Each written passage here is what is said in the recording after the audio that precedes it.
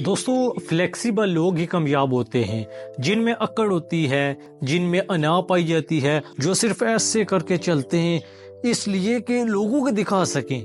حقیقت میں اللہ تعالیٰ نے بھی فرمایا کہ اکڑ کرنا چل، کیونکہ تو آسمان کی بلندیوں کو نہیں پہنچ سکتا، زمین کو پھاڑ نہیں سکتا۔ عاجزی اختیار کر۔ نماز سب سے بہترین چیز ہے جو ہمیں عاجزی سکھاتی ہے۔ ایسا ہی زندگی میں بھی ہوتا ہے۔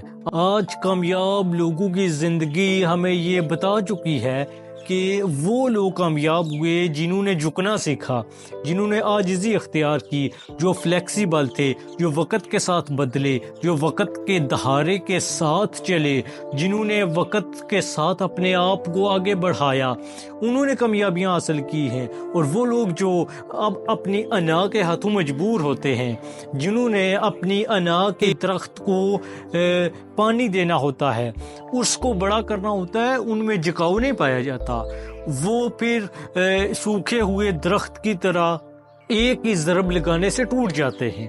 فلیکسیبل لوگ ہمیشہ کامیاب ہوتے ہیں کیونکہ انہیں پتہ ہوتا ہے کہ کس موقع پر کتنا جھکنا ہے۔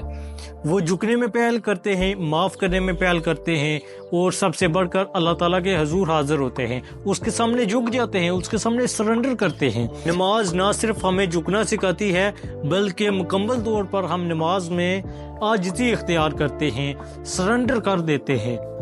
جب ہم سجدے میں جاتے ہیں تو ہم دونوں ہاتھوں کو بھی زمین پر رکھ دیتے ہیں، اپنا ماتھا بھی سجدے میں رکھ دیتے ہیں۔ یہ چیز اللہ تعالیٰ کو بہت پسند آتی ہے کیونکہ وہ عاجزی کو بہت پسند کرتا ہے۔ کامیاب لوگوں کی یہ زندگی کا خاصہ ہے کہ وہ ہمیشہ جھکنا پسند کرتے ہیں، کیونکہ انہیں پتہ ہے کہ اگر وہ اکڑیں گے تو یہ اکڑ انہیں توڑ دے گی۔ اکڑ مردے کی نشانی ہوتی ہے، اکڑ ان کے لیے درد سر ثابت ہو سکتی ہے جو اکڑ کر چلتے ہیں، کیونکہ اکڑ والا بندہ ہمیشہ اپنی انا کے لیے کام کرتا ہے اور چھوٹی چھوٹی باتیں اس کی انا کو ٹھیس پہنچا دیتی ہیں۔ یوں وہ اپنی انا کے ہاتھوں مجبور ہو کر دوسروں کو نقصان تو پہنچاتا ہے، اس کی انا کا درخت تو بڑا ہو جاتا ہے لیکن حقیقت میں وہ خود چھوٹا ہو جاتا ہے۔ وہ کبھی کامیابی حاصل نہیں کر سکتا، ترقی کی منازل پر نہیں پہنچ سکتا۔ اس لیے جھکنا سیکھیں، عاجزی اختیار کریں۔ اللہ تعالیٰ کو یہ بہت پسند ہے اور کامیاب ترین لوگوں کی زندگی کا یہ خاصہ ہے۔